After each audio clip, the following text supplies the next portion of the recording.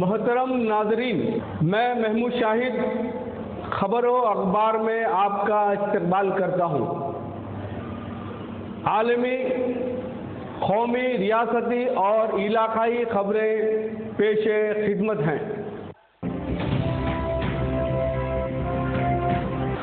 مذہبی بنیاد پر مردم شماری، مسلمانوں کی آبادی میں اضافہ،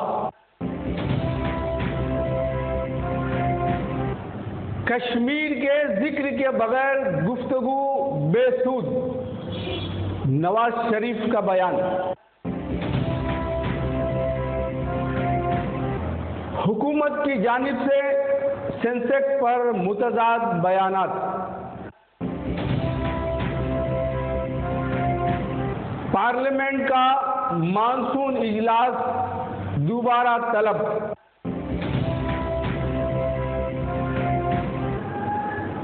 گجرات ایک بار پھر تشدد کے نشانے پر۔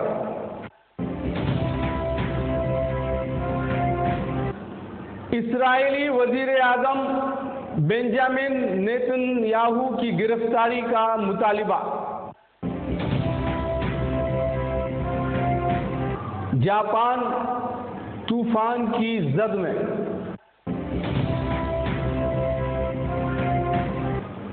چیف منسٹر چندرا بابو نائیڈو کا دلی کا دورہ ناکام۔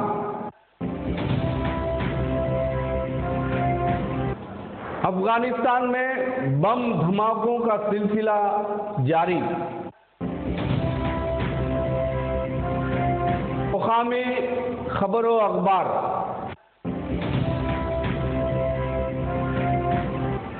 ریاست میں راشن کارڈ پر پیاز دستیاب۔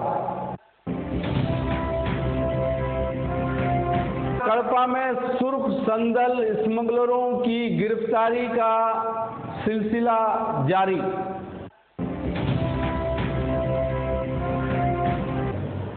کھیل خبر و اخبار۔ وسیلہ اردو ٹی وی کے محترم ناظرین،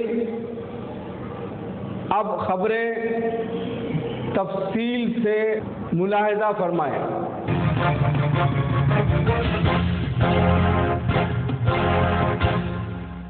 مذہبی بنیاد پر مردم شماری، مسلمانوں کی آبادی میں اضافہ۔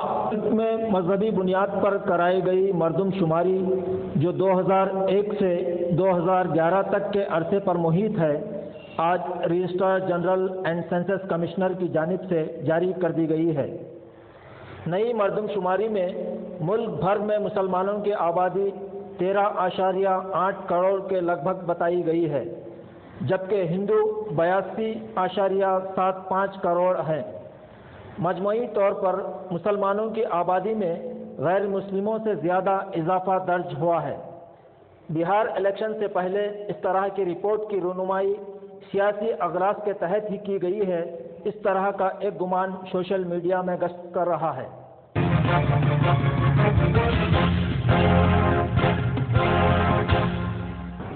کشمیر کے ذکر کے بغیر گفتگو بے سود، نواز شریف کا بیان۔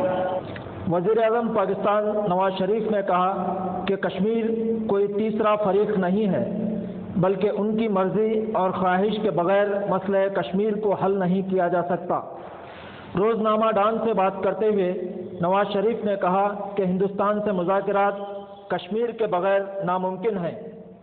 پاکستان نے حافظ سعید اور ان کی جماعت الدعوہ پر سے بھی پابندی برخاست کر دی ہے۔ حافظ سعید امریکہ کے مطلوب گرفتاری افراد کی فہرست میں ہیں اور ان کے سر انعام بھی ہے۔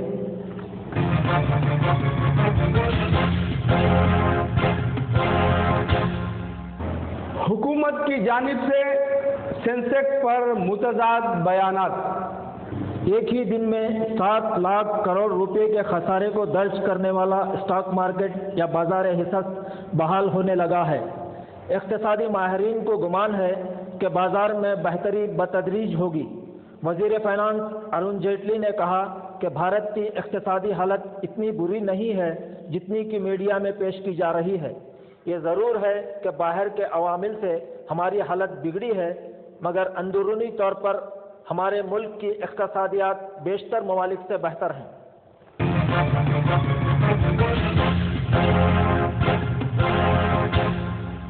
پارلیمنٹ کا مانسون اجلاس دوبارہ طلب۔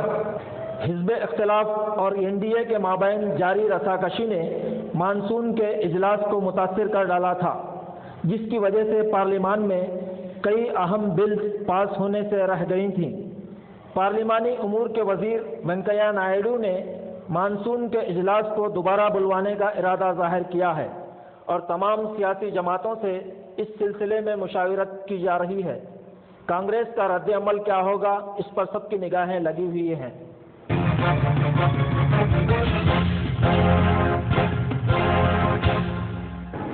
گجرات ایک بار پھر تشدد کے نشانے پر۔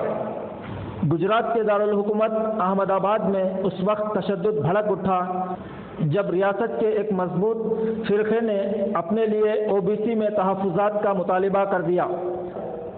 پٹیل طبقے کا یہ دیرینہ مطالبہ ہے کہ اسے بھی ریزرویشن دیا جانا چاہیے۔ پٹیل طبقے کے نوجوان لیڈر ہاردک پٹیل نے کہا کہ اگر پٹیلوں کے ساتھ انصاف نہیں ہوتا تو پھر گجرات میں کنول کھلنا بند ہو جائے گا۔ پولیس نے ہاردک کو جو ہی اس بیان بازی پر گرفتار کیا تو پٹیلوں کی کثیر تعداد نے تشدد برپا کر دیا۔ کئی سرکاری گاڑیوں کو نظر آتش کر دیا۔ بعد میں پولیس نے ہاردک پٹیل کو رہا کر دیا۔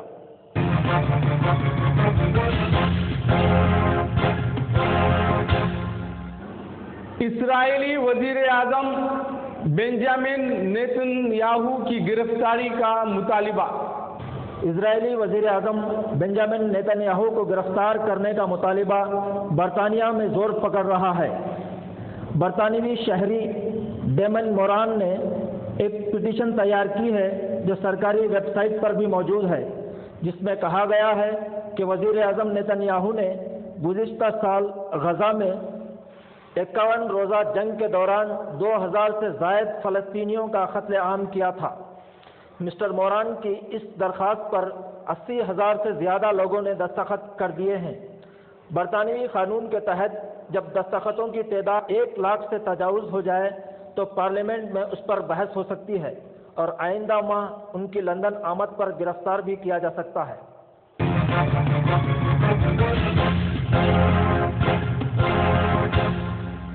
جاپان طوفان کی زد میں۔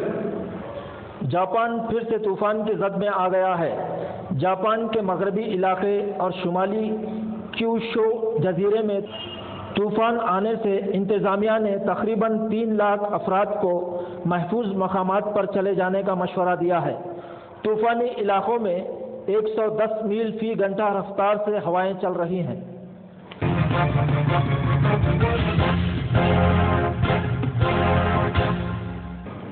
چیف منسٹر چندرا بابو نائیڈو کا دلی کا دورہ ناکام۔ ریاست آندھرا پردیش کے وزیر اعلیٰ چندرا بابو نائیڈو کا دلی کا دورہ ریاستی عوام کے لیے دل توڑنے والا ثابت ہوا ہے۔ اطلاعات کے مطابق چندرا بابو نائیڈو نے ریاست کو خصوصی درجہ دینے کے مطالبے کو جب مودی کے سامنے پیش کیا تو مودی نے خصوصی درجہ تو کیا خصوصی پیکیج تک کا وعدہ نہ کیا۔ قابل غور بات یہ ہے کہ آندھرا پردیش کو بہار جیسا پیکیج بھی ملنا اب ناممکن نظر آ رہا ہے۔ وزیر پارلیمانی امور وینکیا نائیڈو جو آندھرا پردیش ہی سے جن کا تعلق ہے نے کہا کہ آندھرا پردیش کو خصوصی درجہ دینا اب ناممکنات میں سے ہے، البتہ اقتصادی مدد مرکز کرتے رہے گا۔ وسیلہ ٹی وی کے ناظرین کو یاد ہوگا کہ وینکیا نائیڈو ہی وہ شخص تھے جنہوں نے گزشتہ کانگریسی سرکار سے آندھرا پردیش کو خصوصی درجہ اور وہ بھی 10 سالہ دینے کا پارلیمان میں مطالبہ کیا تھا۔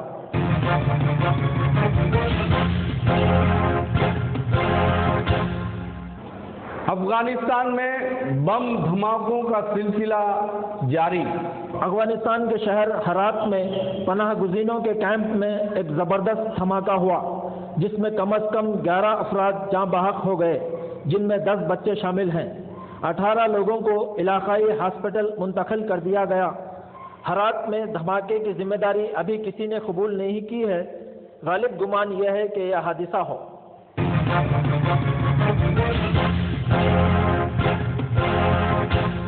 مقامی خبر و اخبار۔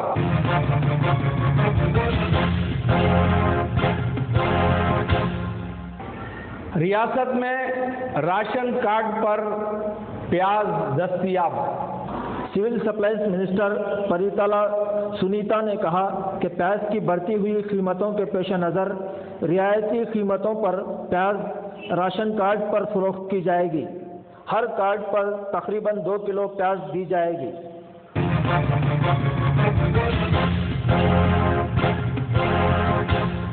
کڑپا میں سرخ صندل اسمگلروں کی گرفتاری کا سلسلہ جاری۔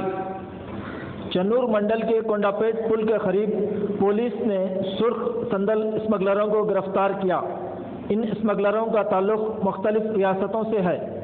برآمد شدہ سرخ صندل کا وزن تقریباً 2.5 ٹن اور قیمت 4.5 لاکھ بتائی گئی ہے۔ ضلع کے ایس پی نوین گلاٹی نے یہ معلومات فراہم کی ہے۔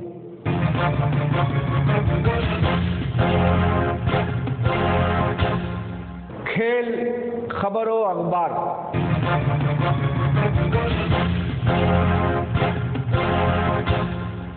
دنیا کے سب سے تیز ترین انسان یوسین بولٹ نے ورلڈ ایتھلیٹک میٹ کے سیمی فائنل میں جگہ بنا لی ہے۔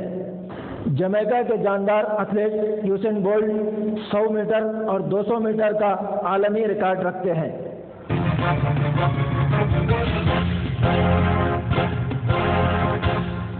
پاکستانی کرکٹ ٹیم امکان ہے کہ اپنی پہلی T20 لیگ کا قطر میں آغاز کر دے گی، جس میں دنیا بھر کے نامور کھلاڑیوں کے شامل ہونے کا امکان ہے۔ ناظرین کو یاد ہوگا کہ 2022 کے عالمی فٹ بال مقابلے بھی قطر ہی میں کھیلے جائیں گے۔